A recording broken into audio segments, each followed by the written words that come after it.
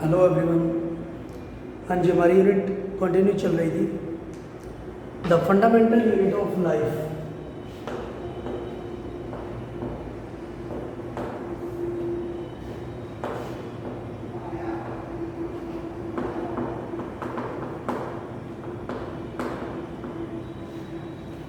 Fundamental unit of life, cell के बारे में हमने बात की थी और उसके फीचर्स के बारे में बात की थी।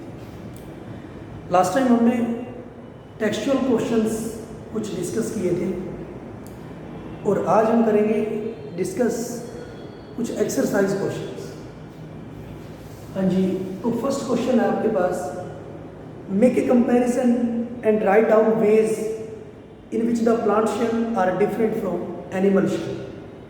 प्लांट शेल और एनिमल शेल में क्या डिफरेंस है?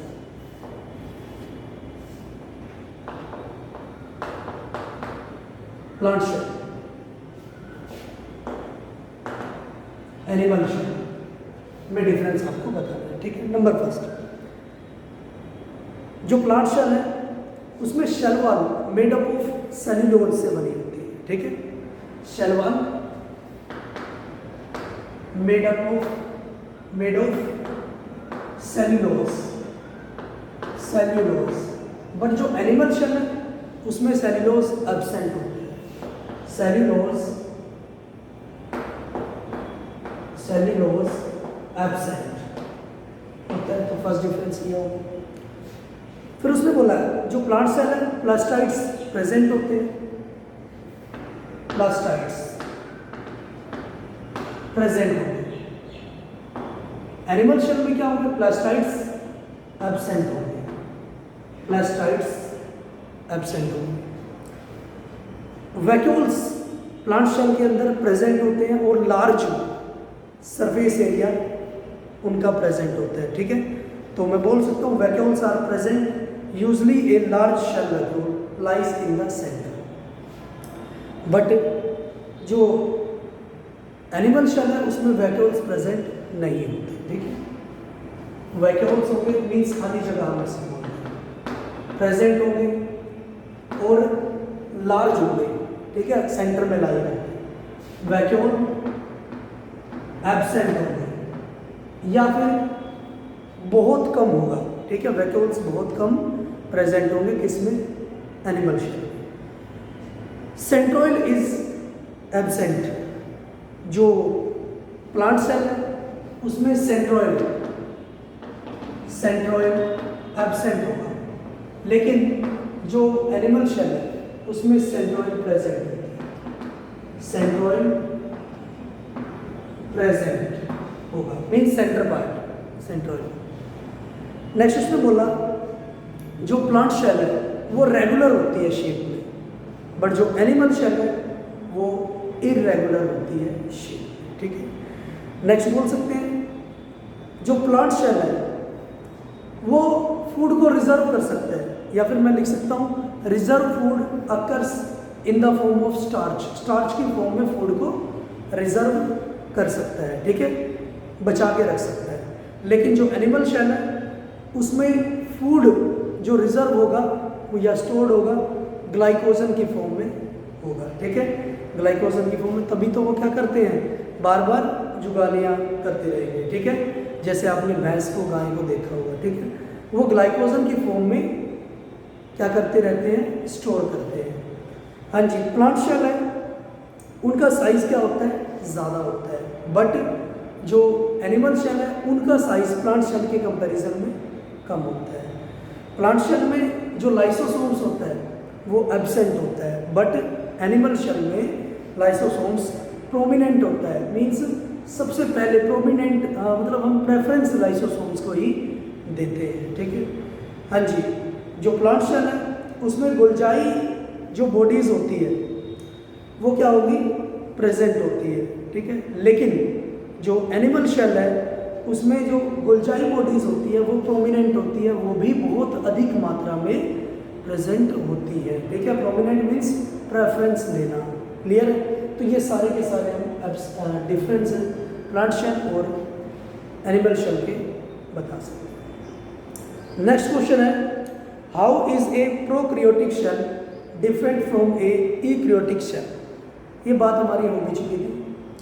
जो प्रोकैरियोटिक होते हैं उनका जो साइज होता है जनरली 1 माइक्रोमीटर टू 10 माइक्रोमीटर के बीच प्रेजेंट होता है, और जो यूकैरियोटिक होते हैं उनका जो साइज है वो 5 माइक्रोमीटर से 100 माइक्रोमीटर के बीच प्रेजेंट होता है। ठीक है, हाँ जी। जो प्रोकैरियोटिक है न्यूक्लियर रीजन अनडिफाइंड होता है, ठीक है, और जो यूकैरियोटिक में न्यूक्लियर रीजन है वो डिफाइंड होता है।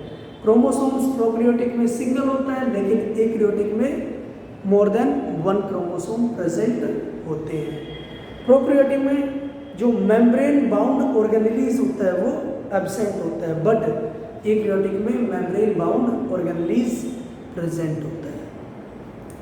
फिर उसने बोला how would happens if the plasma membrane raptures और ब्रेक डाउन। अगर प्लाज्मा मेम्ब्रेन या आउटर कवरिंग हम जिसको बोलते हैं वो रैप्चर हो जाए, खत्म हो जाए, तो क्या होगा?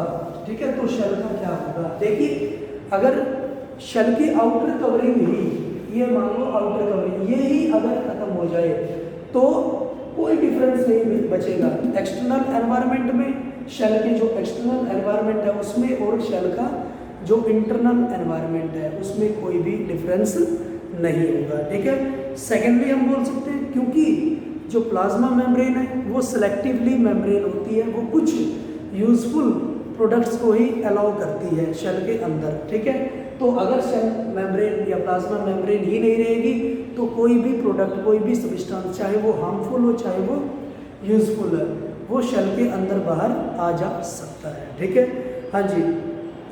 उसके बाद अगर प्लाज्मा मेम्ब्रेन नहीं होगी तो डिफ्यूजन ऑफ गैसेस हम पढ़ते थे, उसका भी कोई भी मेथड नहीं होगा। ठीक है, हाँ जी।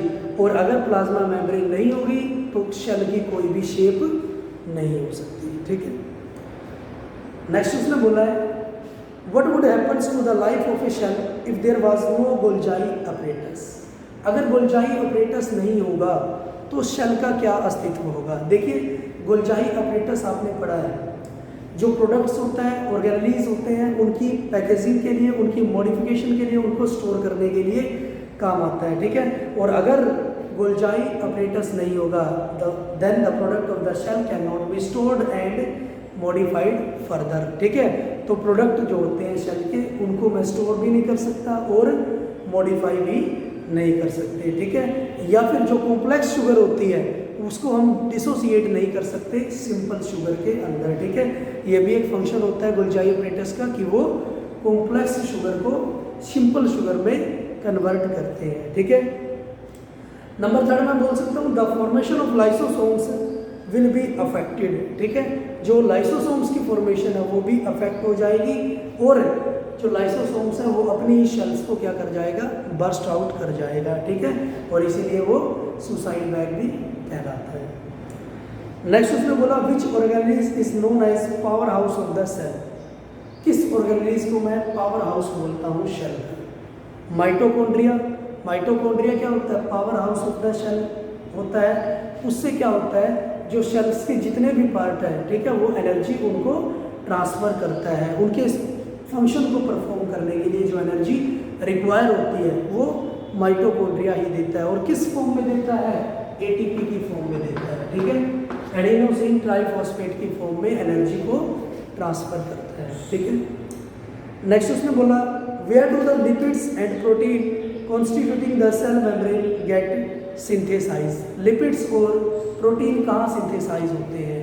देखिए, जो लिपिड्स होते हैं वो SER पर सिंथेसाइज होते हैं, मीन्स स्मूथ एंडोप्लाज्मिक रेटिकुलम पर। ठीक है, जो लिपिड्स होते हैं वो तो SER पर सिंथेसाइज होंगे, और जो राइबोसोम्स जो प्रोटीन्स होते हैं वो राइबोसोम्स पर सिंथेसाइज होते हैं, और जो राइबोसोम्स है वो प्रेजेंट होते हैं near by the RER rough endoplasmic reticulum के पास राइबोसोम प्रेजेंट होता है, और वहीं पर जो प्रोटीन है वो सिंथेसाइज होता है।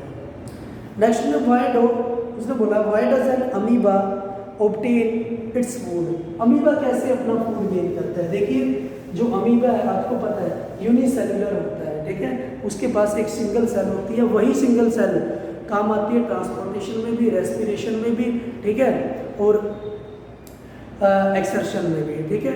तो उसने बोला कि जो अमीबा है उसकी जो मेम्ब्रेन है वो फ्लेक्सिबल होती है, ठीक है। वो क्या करता है, कोई भी फूड पार्टिकल है उसको क्या करता है, अपनी मेम्ब्रेन पर एनगल्फ कर लेता है, ठीक है। जैसे ये फूड पार्टिकल आ गया उसको एनगल्फ कर लेगा, फ्लेक्सिबल है क्योंकि चेंज होती रहेगी, ये क्या कर लेगा, अंदर ले आएगा, ठीक है। और फिर उसके बाद क्या करेगा, पूरे शरीर पूरे जो बॉडी के पार्ट्स हैं उसमें उन फूड पार्टिकल को सेंड कर देगा, भेज देगा, ट्रांसफर कर देगा, ठीक है, और एनर्जी गेन कर लेगा। यही इसका प्रोसेस होता है, ठीक है, क्योंकि इसकी जो प्लाज्मा मेम्ब्रेन होती है वो फ्लेक्सिबल होती है, वो फूड को एनगल्फ कर सकती है, ठीक है। नेक्स्ट उसने बोला व्हाट इज ऑस्मोसिस। ऑस्मोसिस क्या होता है, पैसेज ऑफ वाटर, ठीक है। ऑस्मोसिस क्या होगा, passage of water from solvent to cell, या फिर सॉल्वेंट टू सॉल्यूशन हम बोल सकते हैं, या फिर जो मूवमेंट होती है ऑस्मोसिस की वो हाई कंसंट्रेशन से लो कंसंट्रेशन की तरफ जाती है।